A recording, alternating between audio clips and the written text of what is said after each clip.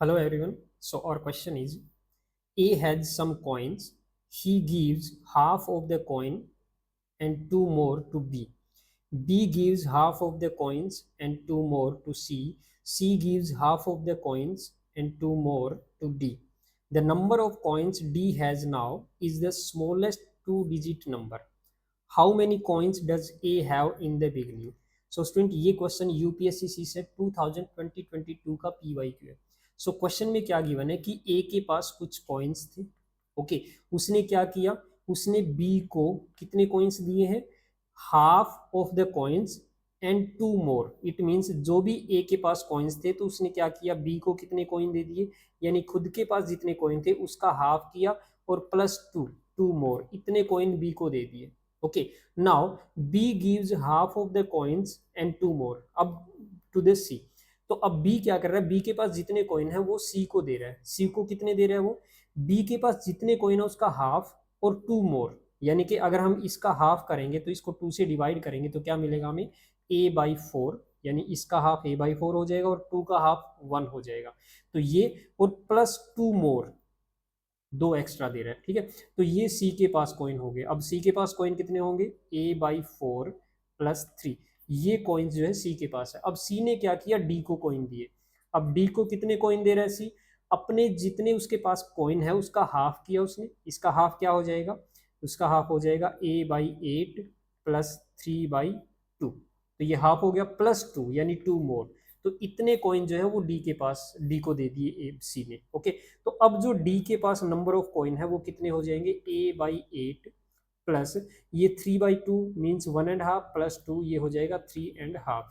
तो ये number of coin है डी के पास. अब क्वेश्चन में क्या दिया है कि डी के पास जो है टोटल नंबर ऑफ कॉइन जो है वो कितने हैं, स्मॉलेस्ट टू डिजिट नंबर. तो टू डिजिट नंबर, जो स्मॉलेस्ट टू डिजिट नंबर होता है वो क्या होता है, टेन होता है आपका, क्योंकि नाइन सिंगल डिजिट है, उसके बाद फर्स्ट जो टू डिजिट नंबर आएगा वो टेन आएगा. तो इसका मतलब ये हुआ कि यहाँ पे A by eight plus three and half this is equal to ten हो जाएगा. तो हमें क्या मिलेगा यहाँ पे देखो, A by eight is equal to ये थ्री एंड हाफ इधर जाके माइनस होगा टेन में से तो सिक्स एंड हाफ मिलेगा. ओके, अब जब ए की वैल्यू कैलकुलेट करेंगे तो ये क्या हो जाएगा, देखो इसको एट से मल्टीप्लाई कर दो, ये क्या हो जाएगा आपका थर्टीन बाई टू हो जाएगा. तो थर्टीन बाई टू को आप एट से मल्टीप्लाई करोगे तो ये बन जाएगा आपका थर्टीन फोर जा 52. सो इसका मतलब ये हुआ कि ए के पास टोटल 52 कॉइन्स थे. ओके स्टूडेंट, अब देखो इस क्वेश्चन को आपने एक तो ये तरीका यूज करके इसको सोल्व किया कि ये थोड़ा सा लेंथी प्रोसेस हो गया. अब शॉर्ट मेथड से आप इजीली कैसे कर सकते हो, देखो ऐसे क्वेश्चन को क्या करोगे, आप रिवर्स में सोल्व करोगे. रिवर्स में मतलब जैसे कि देखो डी के पास जो कॉइन थे, डी के पास जो कॉइन थे वो स्मॉलेस्ट टू डिजिट नंबर था, यानी कि 10 कॉइन थे. अब ये जो 10 कॉइन थे ये क्या था, जो सी के पास कॉइन थे ना उसके हाफ प्लस टू था.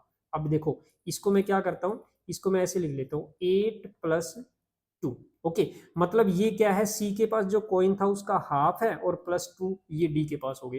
तो ये जो एट है ना ये क्या है, सी के पास जो कॉइन थे उसका हाफ है. तो इसका मतलब सी के पास कितने कॉइन थे, टू इंटू एट थे, तो ये कितना हो जाएगा 16. अब जो ये 16 है वो क्या है, बी के पास जितने कॉइन थे, बी के पास जो कॉइन थे उसके हाफ का टू मोर है. तो इस 16 को हम ऐसे लिख लेते हैं 14 प्लस टू. तो ये जो 14 है वो क्या है, हाफ है किसका, बी के पास जो कॉइन है उसका. तो बी के पास कितने कॉइन हो जाएंगे, टू इंटू फोर्टीन यानी कि 28 कॉइन है. अब जो ये 28 कॉइन है ये क्या है, ये ए के पास जो कॉइन थे उसके हाफ से टू मोर है. तो इसमें से टू अलग निकाल दो यानी कि 26 प्लस टू. तो ये जो 26 है ये क्या है, half of the coin of A है. तो ये ए के पास कितना हो जाएगा, टू इंटू 26. तो इसका मतलब ए के पास 52 कॉइन्स थे. तो स्टूडेंट आप इस क्वेश्चन को इस तरीके से भी सोल्व कर सकते हो. ओके, तो रिवर्स में चलोगे तो आप इजिली इसका आंसर कैलकुलेट कर सकते हो या फिर ये मेथड भी आप यूज कर सकते हो. राइट, ओके स्टूडेंट, सो आपका आंसर जो आ जाएगा वो ऑप्शन डी आ जाएगा. Right, okay student, thank you, bye.